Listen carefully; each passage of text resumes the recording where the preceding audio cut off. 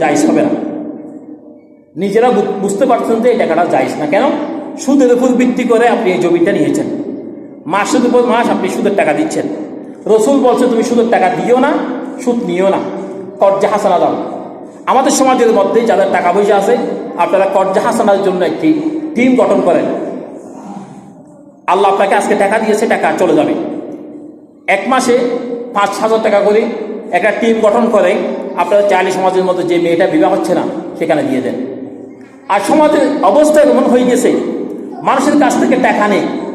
ভাই আমার ভাইয়ের মেয়ের বিয়ে হচ্ছে, কিছু টাকা দাও, এরকম বড় বড় টাকা নেই। আর এই টাকা দিয়ে গান বাজনা করে।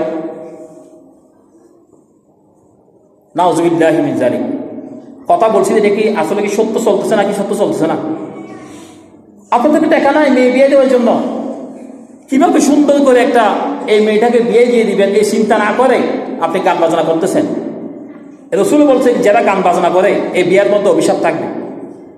তো রসুলের যদি অভিশাপ থাকে, বিয়েটা কি ঠিকবে নাকি ভাঙবে?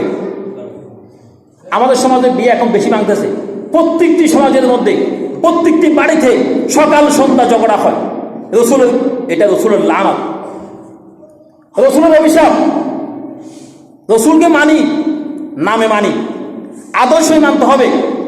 আবু বকর, ওমর, উসমান, আলী সমস্ত সাহাবায়ে কেরাম রিদওয়ানুল্লাহি তাআলা আলাইহিম আজমাইনগণ রসুলকে মেনেছিলেন আদর্শ দিয়ে, জান দিয়ে, মাল দিয়ে। রসুল বললেন সাহাবী এটা করো না, এটা তোমার জন্য জায়েজ নয়, এটা তোমার জন্য হারাম, এটা আল্লাহ নাজায়েজ করেছেন। ইয়া রাসূলুল্লাহ, আপনি যখন বললেন হারাম করে দিলেন, আল্লাহ যখন আসমান থেকে আপনার উপর ওহী পাঠালেন হারাম বললেন, আমি আবু বকর, ওমর, উসমান, আমরা আলী সকলের জন্য হারাম বলে মনে করি। আপনার দেওয়া পথের মধ্যে আমরা চললাম ইয়া রাসূলুল্লাহ। এটা না সাহাবীর মতো জীবন গড়া। একটা মানলাম, ফজর নামাজ পড়লাম, জুহুর পড়লাম না, আমার ঈমান চলে গেছে। ঈমান কি প্রতি ওয়াক্ত নবায়ন করতে হবে? আমরা শুধু ইমাম আবু হানিফা ছাড়া, কোন ইমাম ছাড়া? শুধু ইমাম আবু হানিফা ছাড়া একটু বলতে হবে কোন ইমাম? আমরা কোন ইমামের মাযহাবের মানুষ? ইমাম আবু হানিফা। ইমাম আবু হানিফা ছাড়া প্রত্যেকটি ইমাম বলছেন নামাজ না পড়লে কাফের। আর ইমাম আবু হানিফা বলছেন নামাজ না পড়লে কিন্তু কাফের হবে না, যদি দিলের মধ্যে আল্লাহ আমি ভুল করেছি, নামাজ না পড়াটা ভুল হয়ে গেছে, পড়া দরকার ছিল, এই অনুশোচনা অনুতপ্ত যদি থাকে তার ইমান থাকবে না, ইমান চলে যাবে। তাহলে আমাদের ইমান আছে না নাকি চলে যাচ্ছে? এই ইমান ছাড়া আমরা কবর যাচ্ছি। ইমানবিহীন কবরে গেলে আমাদেরকে শান্তি হবে নাকি অশান্তি হবে? কথা বললে অনেকের গায়ে লাগবে, কষ্ট আসবে, কিন্তু আমি কারো চেহারার দিকে থাকি, কোথায় কসম করে বলছে কথা বলি না, কোনো মানুষের দিকে দেখে আমি কথা বলি না।